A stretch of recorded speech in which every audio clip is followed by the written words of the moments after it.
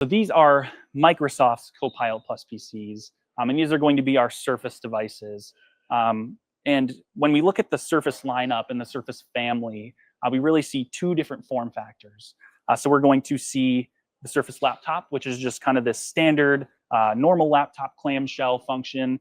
And then we also have this Surface Pro, which is going to be the more two-in-one tablet orientation. You can disconnect the keyboard, and then you can snap that back in and use it in a more PC form factor.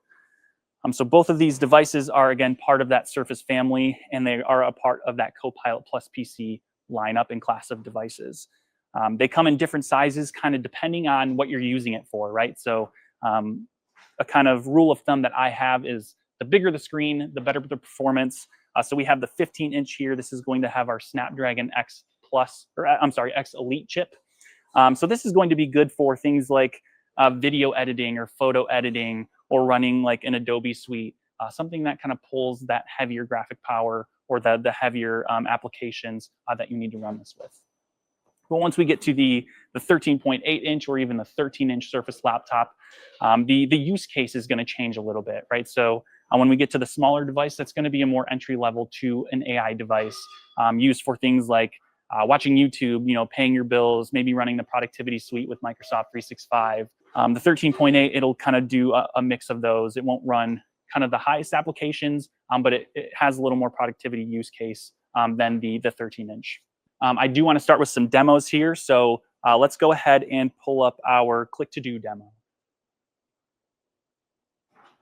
Cool, so this is Click to Do. And essentially what this is using AI to interact with your screen, kind of making those interactable moments, right? So you can use AI, it'll take a screenshot of your screen, and then you'll be able to take even more steps from there. And I like to do this kind of in a form of a PDF. So we're looking at a PDF here. I find PDFs traditionally to be hard to work with, right? They're a lot of the times locked. You can't really copy the images, and it's hard to copy the text. So we held the Windows key and clicked, and that'll take the screenshot. And then from here, you can even say we can do a visual search with Bing. We can blur the background. We can edit the photo.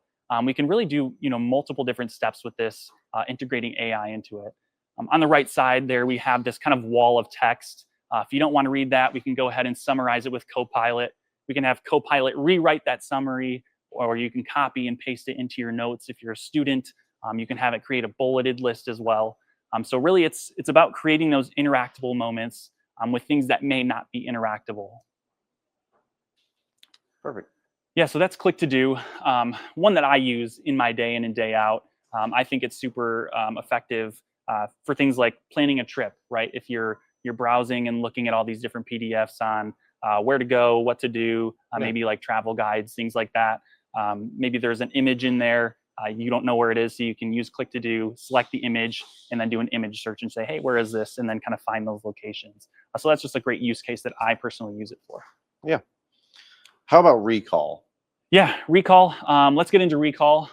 Great demo. And this is kind of another way to save time when finding things on your device. All right, so we're going to use Windows Hello, that biometric authentication feature, to get into our history of our device. And this is essentially a photographic memory of your device. So as you're working across your multiple apps and browsers, it'll take snapshots of your screen, similar to what we saw with Click to Do. But it puts it in a timeline here. So here's that PDF that we were working with before. We can recall that. Since we knew it was just the other day, we can kind of go back with the timeline and interact with that, or jump back into that web page. But at the top here, let's go ahead and search. So we search term butternut. So what that does is gives us a couple different searches here. So we have visual matches, we have text matches. But since butternut wasn't even a text match that it pulled up, it made sense of that. It took your prompt and said, hey, what does this mean? Maybe this is what you mean. And it pulled up a winter squash recipe. So again, it's not just based off of text searches. You don't have to be super literal. You can use natural language. Even if you misspell things, it'll kind of make sense of it and find the most relevant results across your PC. You can even filter it. So there was a safety concern amongst customers of, oh, it's taking screenshots of my history. Will it screenshot sensitive data? Well, we're kind of showing here that you can really filter and personalize those settings and what it's capturing. So you can delete the history. You can even turn snapshots off altogether if it's something you don't want to utilize. You can filter sensitive information. Say you want to filter out your bank app, right? You don't want it to take screenshots of your bank app. I turn it off when I'm watching Netflix just because I find that it takes up a lot of storage and I won't ever really recall those moments. So I pause it until the next day. So again, it's just a great way to find things on your device with AI, super easy, kind of overall saving you time in the long run. And speaking of finding things on your device, how about the improved Windows search? Right, another great call. Great demo. I think kind of the theme you'll see across these AI demos is finding things on your device, right? Finding the thing. I feel like a lot of the time we're finding, spending so much time finding files and settings and multiple things on your device that, AI can really just kind of take that workload off and have your productivity be a lot more efficient.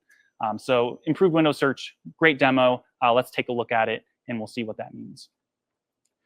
Improved Windows search is really just kind of marketing fluff for using AI to search on your device, right? So in this instance, we are building a PowerPoint and it's about a cityscape.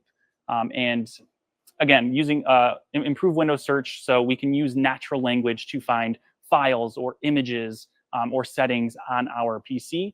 So say we need to insert a picture here, we can go into our File Explorer and search cityscape because we're looking for a picture of a cityscape.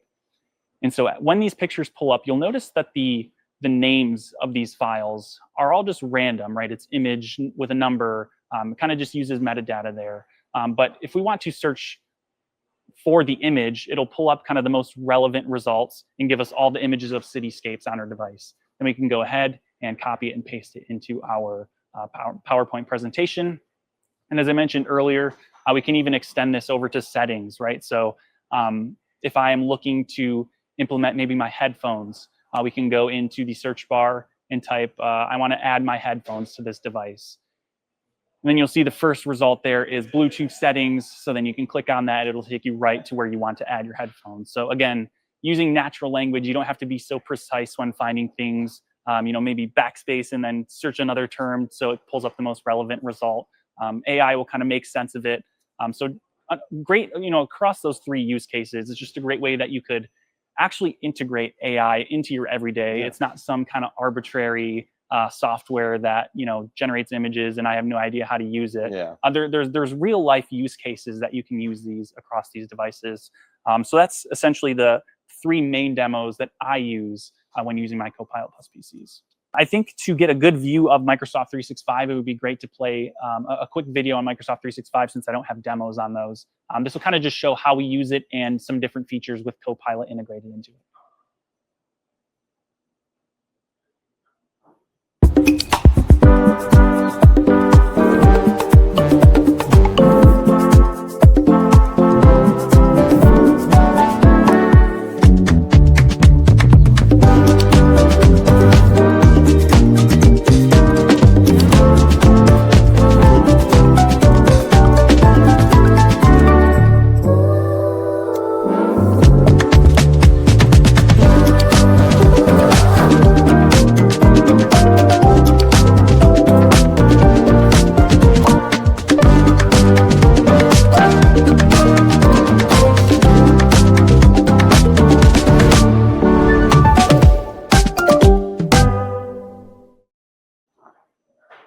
Cool. So that's Microsoft 365.